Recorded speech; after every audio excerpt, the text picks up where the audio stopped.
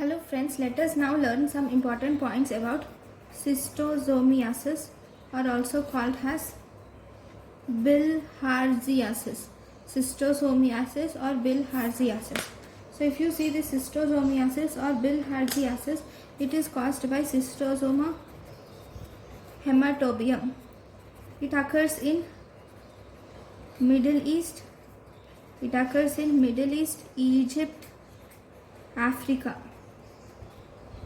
It occurs in Middle East, Egypt and Africa.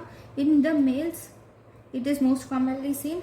If you see schistosoma, we have schistosomiasis can be Schistosoma hematobium where bladder is involved. Then we have Schistosoma japonicum.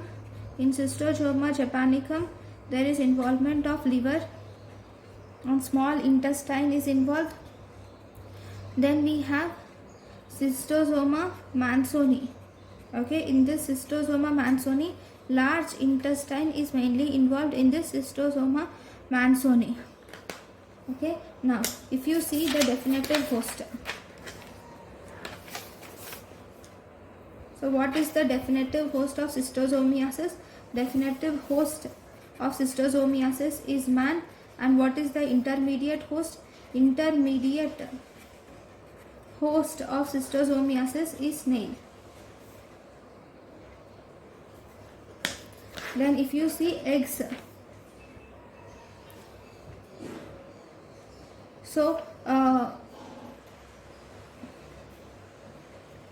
eggs are excreted from the patient in the urine, and this urine gets converted to miracidium, and this miracidium will penetrate the snail. Once the miracidium will penetrate the snail and it get converted to cercaria. Okay, after getting into converted to cercaria, in the man this cercaria reaches the man by skin penetration, and in the man it will migrate to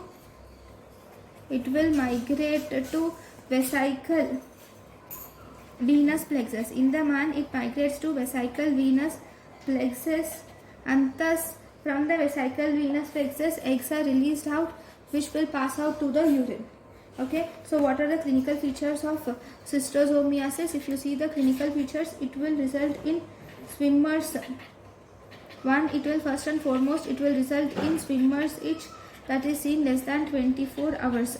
Then it causes Katayama fever. It causes Katayama fever, which is between 3 weeks to 4 months. The patient develops Katayama fever. There will be larva which converts into adults which will lay eggs, and these eggs will produce these will result in strong inflammatory response.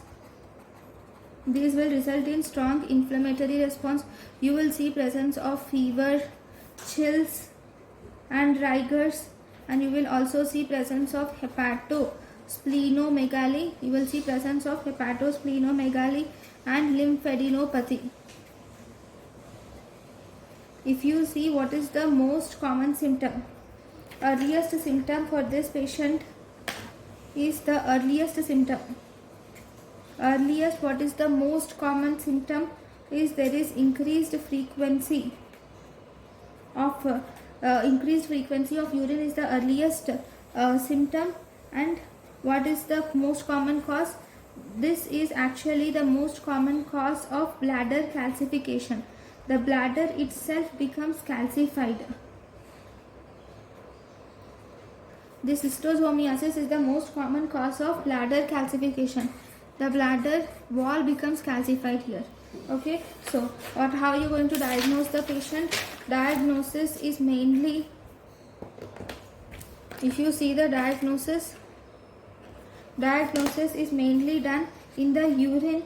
On urine examination, you will see presence of eggs are seen in the urine, and if you see the X-ray, in the X-ray you will see presence of fetal head-like appearance is seen in the pelvis. You will see presence of fetal head-like appearance in pelvis is seen.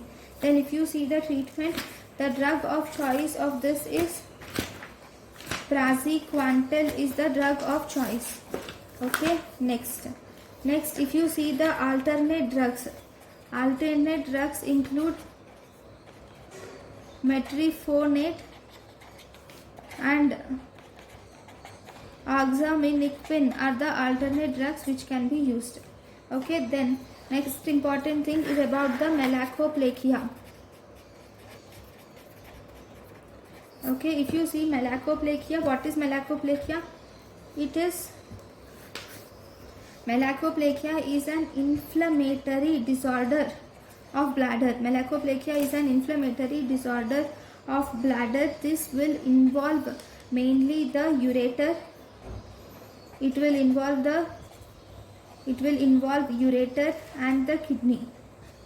Okay, then if you see the defect here is there is defective phagolysosomal activity is seen. There is defective phagolysosomal activity is seen, which will result in inadequate killing of bacteria by monocytes. There is inadequate killing of bacteria occurs by monocytes or macrophages.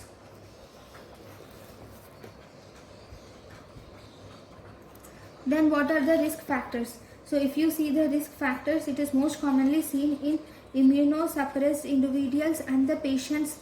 It is also seen in patients with diabetes mellitus, rheumatoid arthritis, and in patients suffering from lymphoma. So if you see the clinical features are, it is seen in patients, especially it is seen in females, or in UTI you will see symptoms. There will be, first you will see presence of irritative symptoms are present. Because of these irritative symptoms, you will see increased frequency or urgency is seen in the urine. Okay, what are the investigations that you can do in malakoplakia? In malakoplakia, the investigations are, you can do ultrasonography or CT should be done. In the ultrasonography or CT, you will see presence of mass of the bladder is seen, and mass in the bladder is seen, and in the urine you can do culture and sensitivity of urine. This is culture, urine culture, and if you do culture and sensitivity of urine, you will see presence of E. coli is seen. Okay, one more important thing, this is the bladder wall. Okay, and here over the bladder wall pathology, in the pathologically you will see presence of nodules or plaques are seen. You will see presence of nodules or plaques are seen. What does these nodules or plaques contain? These will have histiocytes. What are these histiocytes? These are also called as von Hantzmann cells. These are also called as von Hantzmann cells, or we can also call them as laminar inclusion bodies, or we can also call them as Michaelis-Guttman bodies. Michaelis-Guttman bodies or von Hansen bodies or laminar inclusion bodies are seen. No, so how are you going to treat this condition of malakoplakia? Here you can treat the patients with antibiotics. We can give fluoroquinolones and trimethoprim sulfamethoxazole can be given. And if the patient has upper urinary tract infection, if the patient has upper urinary tract infections, then you can give antibiotics plus surgery should be done. Okay, if this malakoplakia, if it involves the bilateral kidney, then this is associated with poor prognosis. So this is about malakoplakia. Thank you for watching.